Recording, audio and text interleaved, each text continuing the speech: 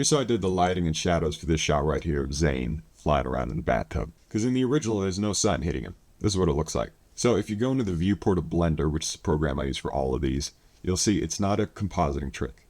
It's not an animated 3D model. It is actually real footage that's been extruded on the Z-axis using something called a depth map. Now, for a depth map, you would normally need a depth camera like the one on the iPhone. I know it has a LiDAR scanner and the Face ID thing, but I don't know how to do any of that. So I use this program called Switchlight Studio Beta. It's a free program. All you do is you load in your footage, and it gives you these beautiful, temporally stable PBR texture maps, including normal map and a depth map. Both of these I use to create this effect.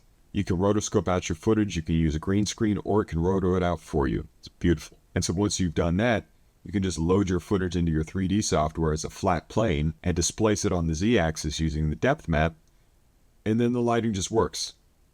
Because now it is a 3D model of your footage, and the lighting will just hit it however it's supposed to, and it just works itself out for this scene, for any scene. Now, I use this technique very sparingly, because it doesn't quite look real. It's the best I've ever seen, but it's not perfect. And so any close-ups or anything like that, it kind of falls apart. But for an extreme case like this, any wide shots you're doing, it just works beautifully.